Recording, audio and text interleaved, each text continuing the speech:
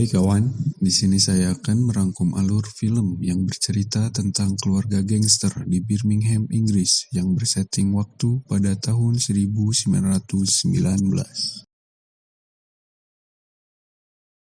Awal cerita dimulai ketika dua orang Asia terburu-buru berlari dengan membawa seorang anak.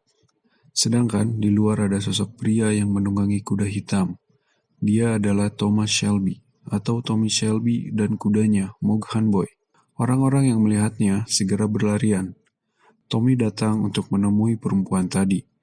Dia adalah seorang wanita pemberi peruntungan yang akan menyihir kuda Tommy dengan serbuk merah supaya menang saat perlombaan pacuan nanti.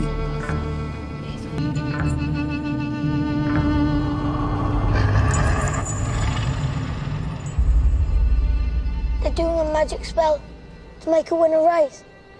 Tommy pun pulang dan mendapati Finn, adik bungsunya, ketahuan membuang sebuah rokok. Rumah mereka bersebelahan dengan tempat taruhan pacuan kuda yang dimiliki oleh keluarga Shelby. Di sana ada John Shelby, anak ketiga dari Shelby bersaudara, memberitahu Tommy kalau banyak yang bertaruh untuk kudanya. Lalu Arthur yang sedang kesal menyuruh Tommy untuk masuk ke ruangannya. Tommy ketahuan oleh Arthur bahwa dia menggunakan sihir kepada kuda pacunya di Garrison Court. Arthur juga menegaskan bahwa kita tidak akan berurusan dengan orang Cina, karena mereka memiliki pacuannya sendiri. Lalu Arthur memperingati tentang orang Cina dan Billy Kimber beserta pasukan pembunuhnya, karena Tommy telah mencurangi pacuan. Tapi Tommy tetap akan melakukannya. Sebelum dia pergi, Arthur memberitahu dia ada berita dari Belfast dan akan mengadakan rapat keluarga karena akan ada masalah. Di dalam kereta ada pria berkumis bernama Campbell sedang membaca dokumen paling rahasia tentang perampokan senjata BSA dengan tersangka utamanya adalah Arthur Shelby sebagai ketua dari geng Peaky Blinders dan Thomas Shelby. Lalu kita akan melihat Freddie Thorne sedang berbicara kepada buruh di suatu pabrik untuk melaksanakan pemogokan kerja. Sekedar informasi, Freddie adalah seorang fasilitator serikat buruh, penghasut komunis, dan kaum Bolsheviks. What is the reward they offer you for your sacrifices made? A fucking cut in your wages. That is your reward. Raise a hand, all those who want to strike. Scene pun berubah ketika di bar terlihat Freddie berbicara kepada Tommy tentang perampokan senjata skala nasional, lalu menjelaskan bahwa dia juga termasuk dalam daftar pencarian itu. Lalu percakapan itu dikacaukan oleh Danny yang tiba-tiba masuk lalu menghancurkan sebagian bar. Danny memiliki trauma pasca perang. Tommy dan Freddie adalah temannya saat perang di Perancis dulu.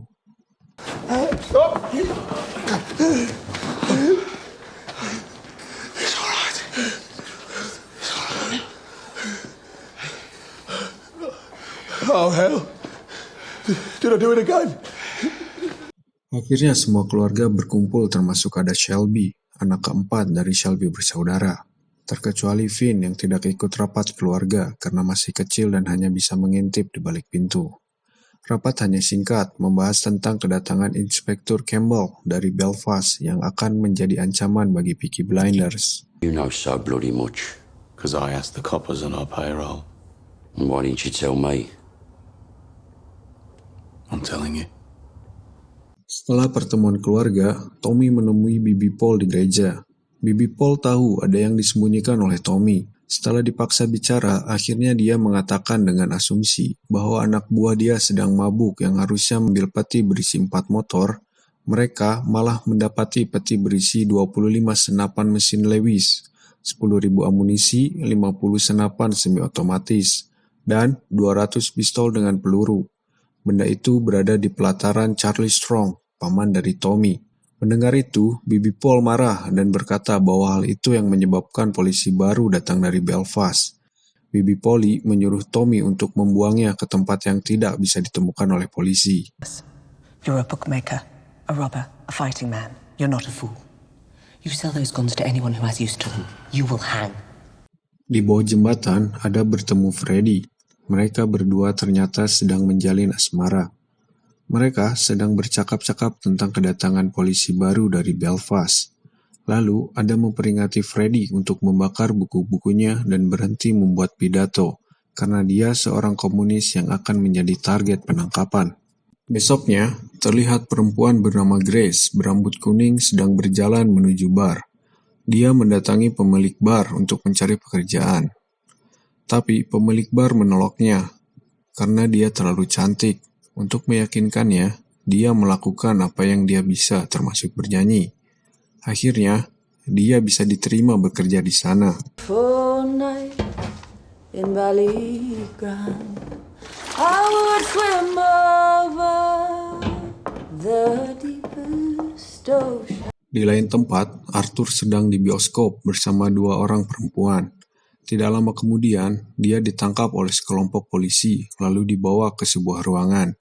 Dia terlihat sudah dihajar habis-habisan. Inspektur Campbell datang memukulnya, lalu bertanya tentang perampokan senjata sambil memegang jari kelingking tangan Arthur yang sudah terikat. Arthur menjawab tidak tahu sambil menahan sakit di jarinya yang patah. Sebelum pergi, dia mengancam Arthur dan memberi tawaran kerjasama.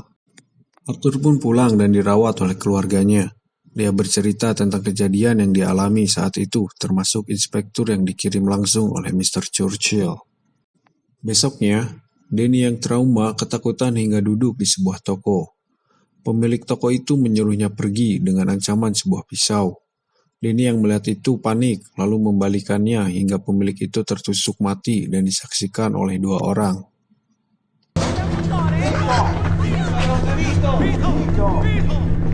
Pada malam hari tanpa bulan, peti-peti curian siap dipindahkan. Alih-alih dipindahkan ke bantaran agar ditemukan oleh petugas kereta, Tommy merubah rencana untuk memindahkannya ke dermaga tua di gudang tempat dia biasa menyimpan rokok dan mengambil keuntungan dari kejadian ini. He knows it. When the boat leaves your yard, it's no longer your concern. Inspektur Campbell menemui seorang wanita di sebuah gedung besar. Dia adalah Grace, sang pelayan bar yang baru. Dia adalah seorang mata-mata. Grace mengatakan Arthur bukanlah pemimpin geng Peaky Blinder, tapi saudaranya yang muda, Tommy. Dia berkata juga bahwa komunis terlalu lemah untuk melakukan pencurian, serta percaya jika IRA lah yang mencurinya. By the IRA. You must not let your personal history cloud your judgment. Di sana, Tommy sedang berbicara kepada Danny. Kalau orang yang dia bunuh adalah orang Italia, dan 2 orang yang menyaksikan mereka dari seberang sungai merupakan saudaranya. Tommy berkata bahwa dia sendirilah yang akan membunuh Danny supaya masalah ini cepat selesai. Danny setuju dengan itu, lalu ia menitipkan istri dan anak-anaknya kepada Tommy. Pisau sudah berada di belakang kepala Danny.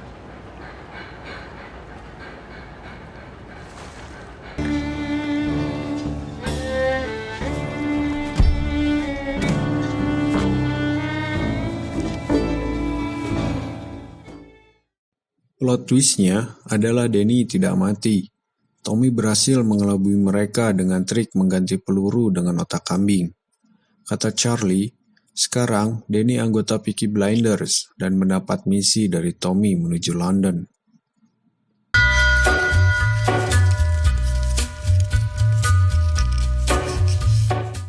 Hai kawan, terima kasih telah menonton. Sampai jumpa pada episode selanjutnya.